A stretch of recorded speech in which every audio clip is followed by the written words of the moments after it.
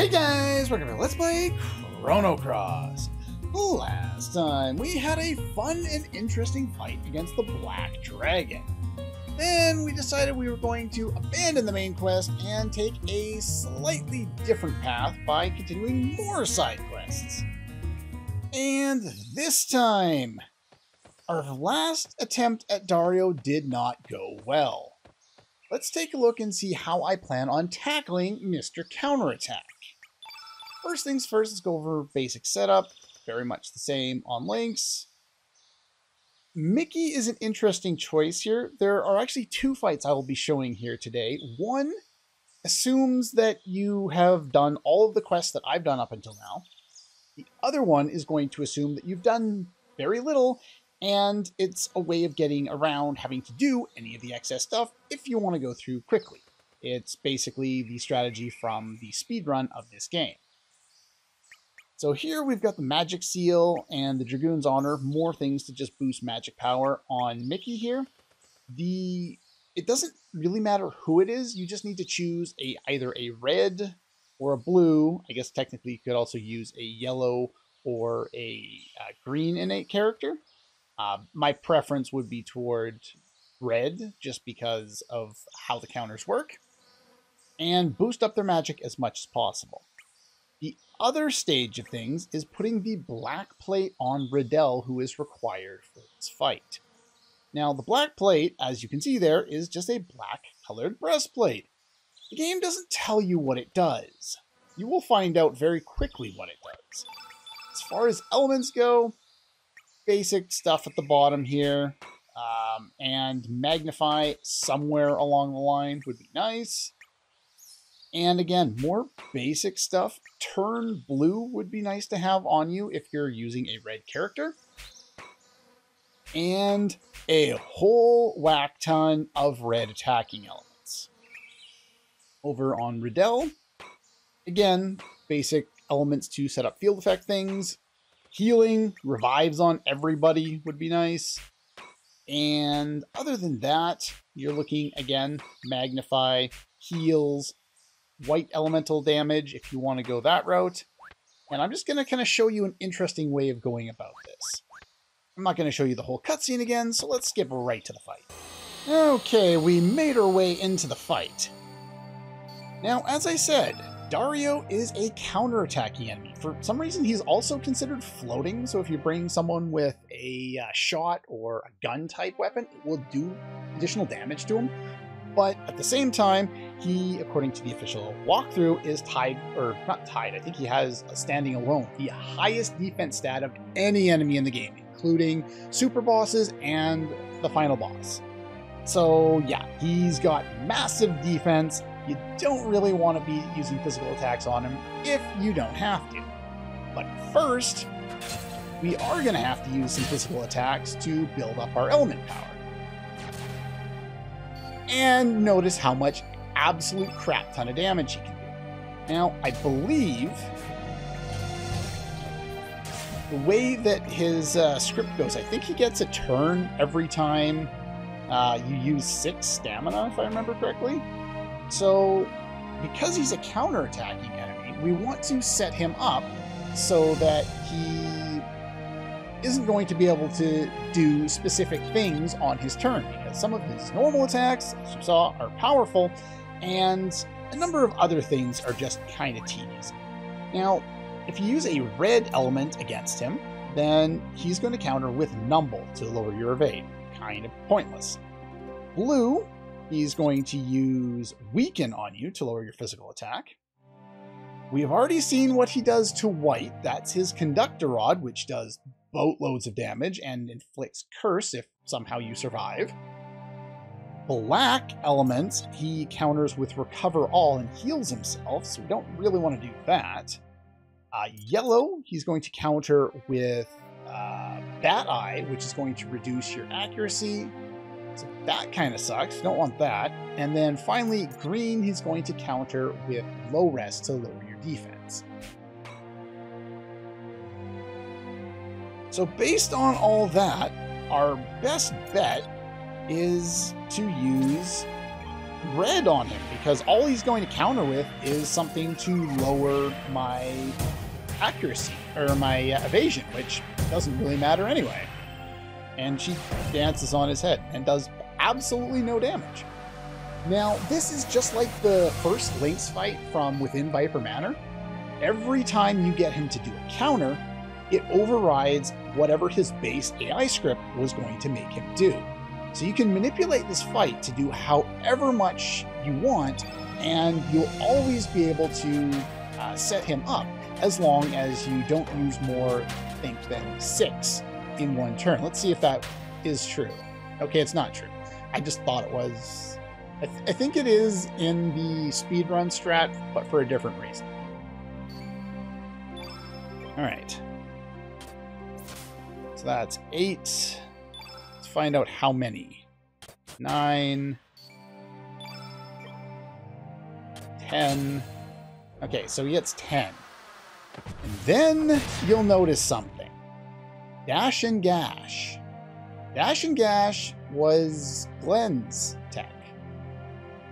Dario is his older brother. And you might have noticed that it healed Riddell.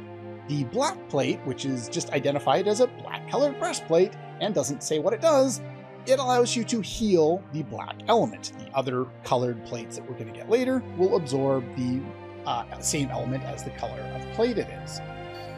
So as you can see, there are ways of making this fight survivable. We are free to cast our elements on him if we want.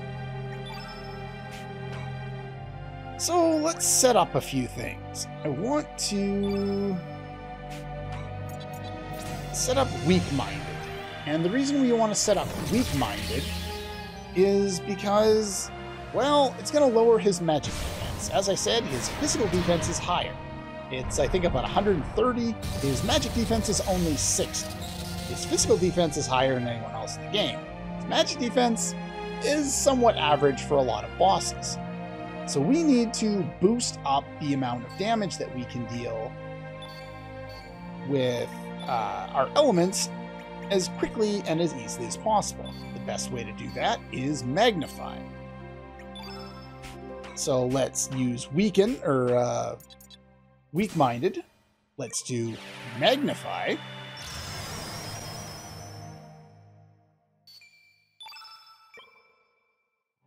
Let's get a couple hits in here.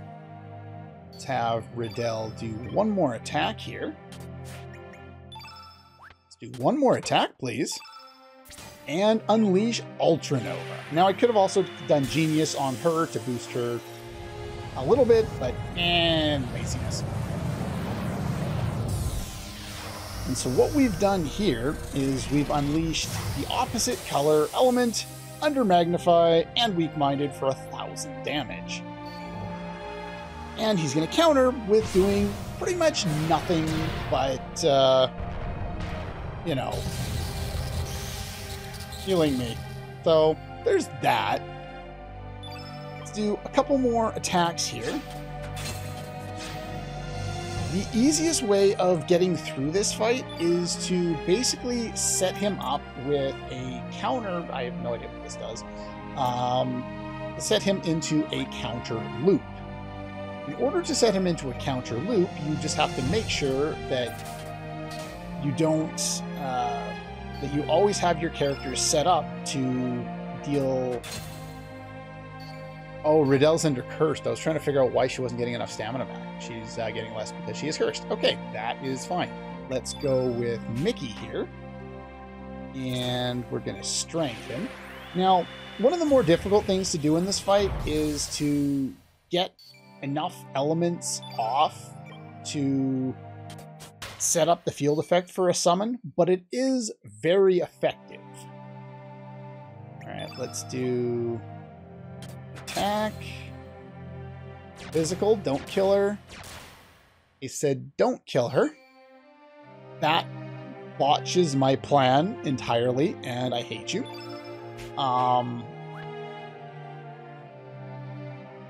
Yeah, that, well, there you go. This is actually the second take at this fight because he keeps doing things that screw up all my strategies. So you're not going to be able to get him to do what you want a lot of the time. It's just not going to work.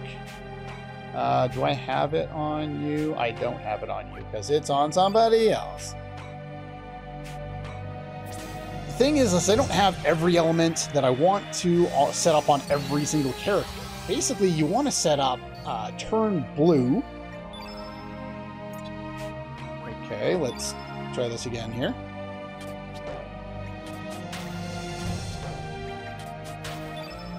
So let's set up turn blue on him, which is going to force him to counter, which is going to reset his turn back to the start. He's going to use weaken on a character I'm not worried about using damage on. And then we are going to use strengthen. Sure, it just needs to be red. We're going to try and get as many red elements in place as possible. 1 chip shot of damage. And another strengthen. I should have done more chip shots worth of damage. Because I am not going to be able to fully build up to that, am I?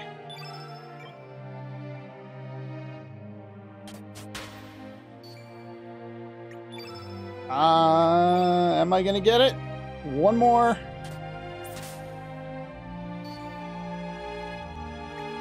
I have to do an attack, because if I defend, it'll reset the stamina. Please don't have a turn. Thank you!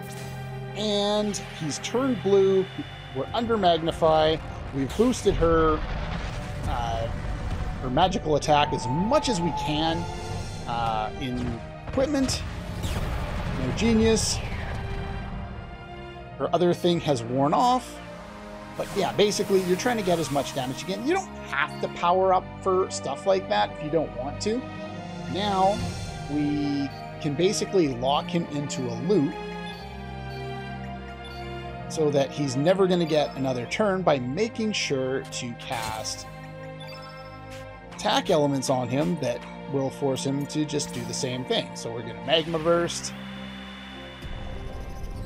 And basically, you just keep using red attacking elements only, and you get through the fight without him really doing anything outside of the first couple of turns. I would like to get Mickey back up a little more, but we're going to have to get a few attacks in here.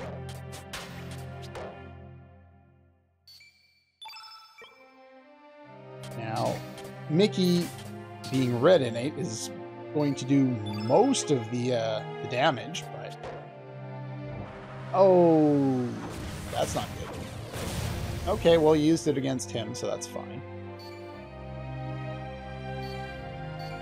And another Magmaverse, and just basically keep going, and as long as you can keep that up, sadly, you're going to have a lot of issues with stamina trying to do it this way, which is interesting because the speedrun strat actually has a way of fixing this issue that you're going to run into the other way. And the thing is, whenever you want, you can always just throw in Riddell to use any high-level white attacks, because he's still going to be weak to it, and we're still on Magnify. I don't know how long Magnify lasts for, but it rarely becomes an issue of it running out.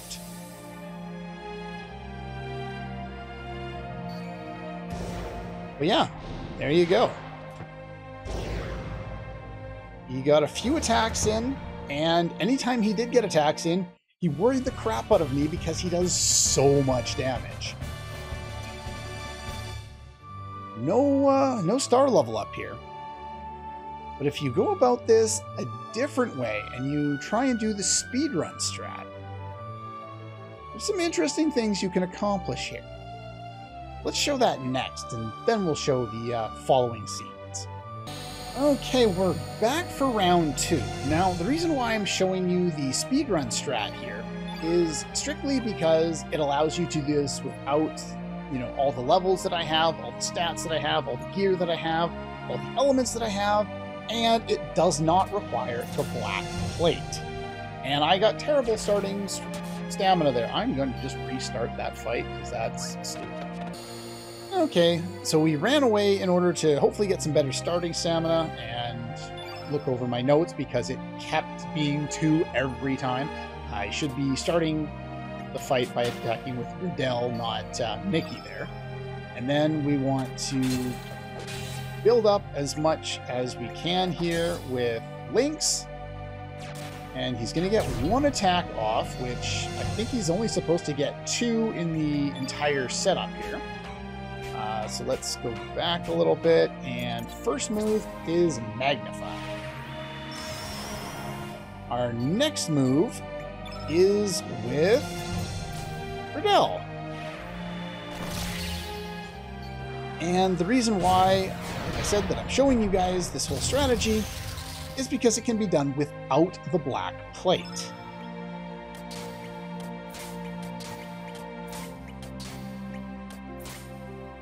Okay, so we built you up, and the next thing I want to do is I want to Genius Mickey to build up her magic stat as much as possible. And then we're going to hope for a stamina refresh here. And we want to turn you blue. Not only is this going to reset his attack, his AP setting, gives me that stamina refresh. And then what I can do here is do 1 chip shot, use an element that is red. You basically need his help to properly set up for to use a summon. It's very difficult to do without his help. But now that we've got that, we've got Genius on, we've got Weak Minded on, we've got Turn Element on, the Red Wolf here should do boatloads of damage. We'll slow down so it doesn't disappear off the screen really fast.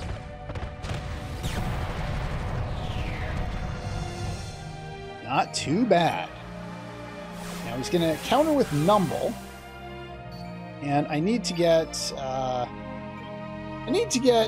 Lynx off the field in order for the rest of this to go the way I want it to. So we need to go Weak-Minded on him,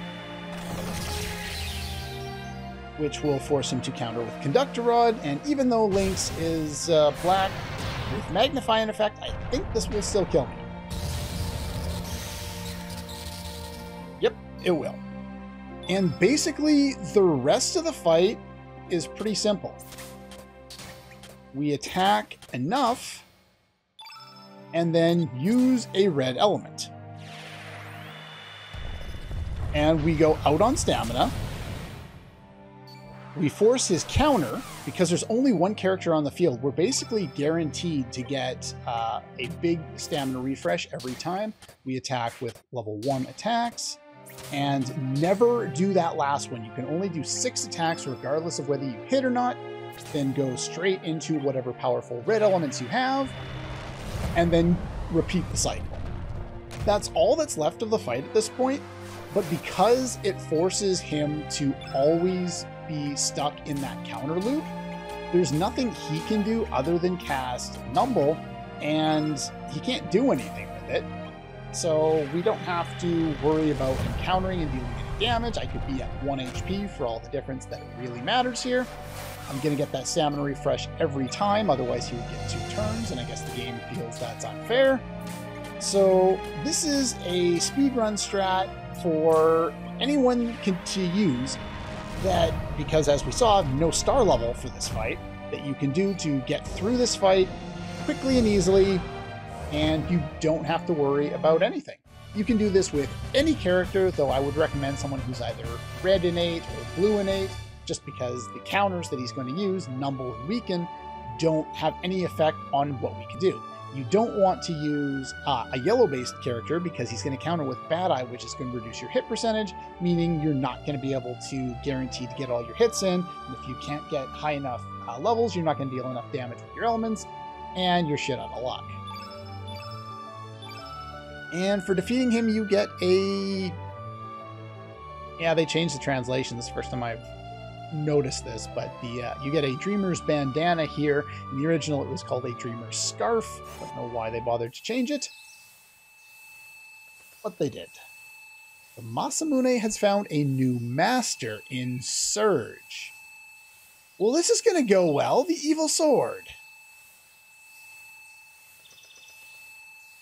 Here's an interesting note. Go back in the footage and listen when we came out before. You'll notice that there was a lack of music, and then we got into the boss fight and they played People Seized with Life. Beforehand, it was silent. If you listen now, birds, insects, life has returned. Birds that fled are coming back. I no longer sense the slightest bit of malice from the Masamune. No more fear of succumbing to its enmity. And look who returns with it. Mune and Masa. Looking back, I think we've done something terrible. Apparently they've been asleep. No one will know if we don't tell. Doreen. Now, this may have skipped by a number of you if you've watched my Chrono Trigger LP or if you haven't played Chrono Trigger at all. Masa and Mune were the two brothers that were part of the Masamune as a weapon. Doreen looked identically to the way that they look and floated around in some of the towns in the Kingdom of Zeal. She spoke about a number of different things. But now she's come to figure out what these two have been up to. We don't remember a thing. Just to make sure you're not up to any mischief, I'm coming along. How many centuries has it been since the three of us got together? What exactly does that mean? Surge isn't a sword wielder. Surge's sea swallow that you've never been able to sell has transformed into the Master Mune. Now, there's a number of things to take out of this. Doreen was alive even back then. I don't think there was any, in the time of the Kingdom of Zeal. But I don't believe they've ever given any indication in either game of what she's associated with, other than in the other translation, the PlayStation version, she's called Big Sister Doreen here. I didn't notice that phrasing here this time around, so it seems like they've changed the translation a little bit. It's possible that they used the term affectionately to refer to her that way, and she's not actually a sister to them. I don't know. The Japanese language is complicated when it comes to calling people family even when they're not. It's complicated, and I don't understand all of it, but basically, my thought on how this works, Masa and Mune are parts of a weapon. They're combined somehow with Dreamstone to create the Masamune. Doreen is joining with them, and all three of them are together, and we get the Master Mune, which is the Sea Swallow plus the Masamune.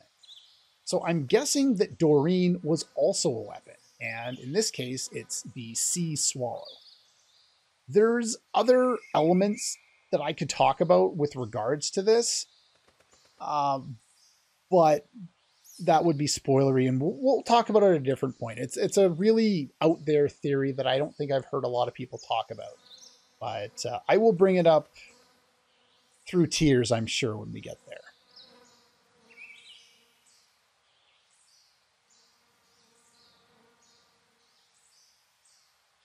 He seems to have regained his memories.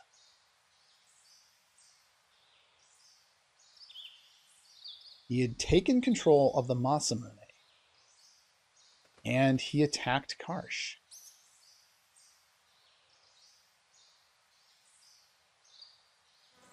Harsh reality which lies in wait. Yep. You've been prepared for this day.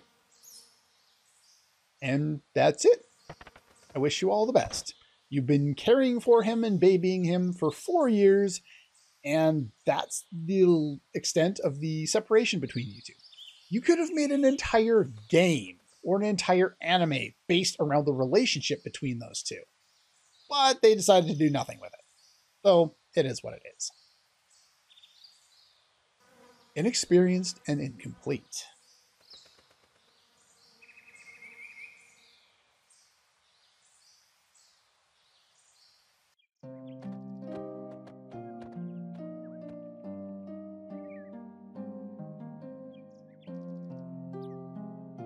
Other than Time's Scar, I think this was one of the first songs in this game that I remember really getting into. It's no longer one of my, it's definitely one of my favorites, but it's not like 1, 2. That would probably be, well, I'll give you a top 3 in no particular order. Time's Scar, the opening theme. The Girl Who Stole the Stars, kids theme. And Those Who People Seized with Life, the theme in the boss fight we just had. This is probably 4, 5, 6, something like that. It's called They Who Are Gone. It's one of the first ones that I really gravitated toward. And it was, I believe this was on one of those first, quote unquote, custom CDs that I burnt myself when I was a kid. What has happened in your absence indeed? The general and the others have gone. You came from another world. Where is everyone in this world?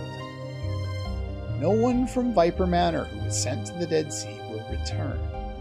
Yeah, they're very convoluted on this. They say they're dead, but they're not dead. Like Karsh was talking to his parents, and they're gone. They're not coming back. So they are dead, or they're not dead, or as far as I understand it, they're dead.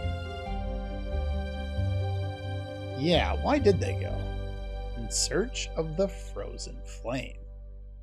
Swallowed up by a terminated timeline.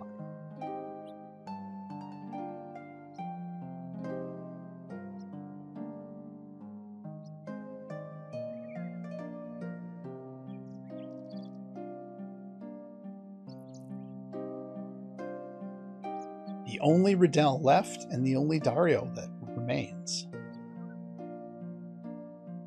There's only one Karsh. There's a number of our characters who we've seen multiple variations of. Radius, Nikki, Mickey.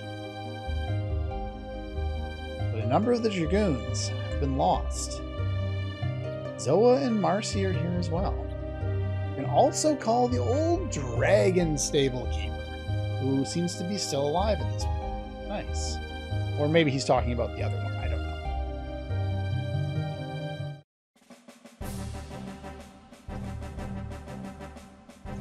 And Dragon Rider. I don't know how many years it will take, but I will rebuild Viper Manor. It is my duty. Perhaps it's about time I came out of retirement. Time for one last hurrah. Even though we may be from different worlds, the 4 Davids are back in business. But maybe minus 1. I don't think you're fit for battle yet. You what now? 4 years of isolation have taken their toll. You are the strongest boss we've fought so far. Without cheese methods, you're basically unbeatable. And now you can't even stand up. I want you to take this. Snake Fangs. Riddell's level 7 tech. Concentrate on rebuilding Viper Manor. If you have not gone into the aqueducts here in Homeworld and done all the items that you can get down there, including the 3rd and final revive, you are now locked out of it. You had to have done that before coming here to doing this. You also need to have a save file after saving Riddell and before going to get the Masamune and fighting Dario for an ending if you particularly care about that. You've got an idea. She's up to something.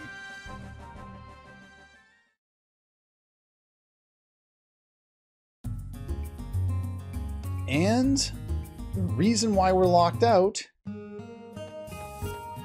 And, oh yeah, there was this. I forgot. There was a way of listening to Chronomatic on its own. It's just you never come here. Move it, move it. How's this? Did say it would open doors to all the children who lost their parents during the past struggle.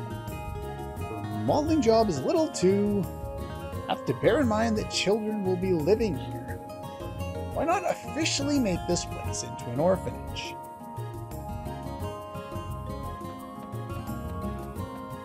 Dario decides, probably at the suggestion of Riddell, since she had an idea in mind, to rebuild Viper Manor. As you can see, they've made a lot of progress in the span of a few seconds, but yeah, they are going to rebuild the manor, and presumably they're going to set it up as an orphanage.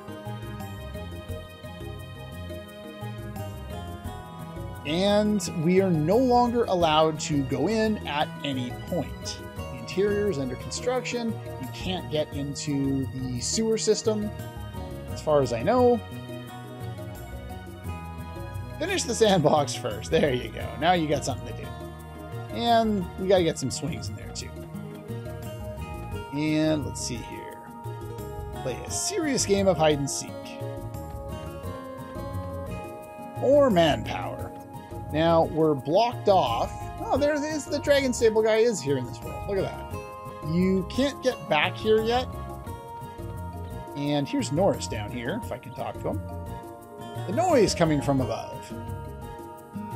So you can go down here, but I believe any entry... Or can you get... Really? Now, do they still let us go in to do all the things in here? I don't think we can get all the way in anymore.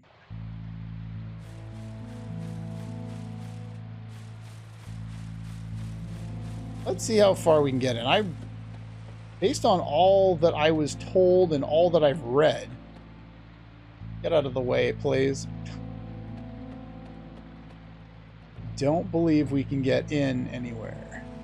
Nope, I want it. Just barely. Okay, so that lets me into there. But I don't think I can get to any of the other places. I guess we'll find out. I wasn't planning on going through here to clarify this, but... Okay, can we actually get in here enough to get out all the things? That area is completely blocked off. Where did that treasure go? Yeah, they haven't changed any of the things in here. So yeah, you no longer have access to any of those spots. The only way in was that one hole that we were able to jump into before. But anyway, that's pretty much all the time we have for today. That Masamune. Wonder how good it could possibly be. Anyway, that's all for this one. And I'll see you guys next time.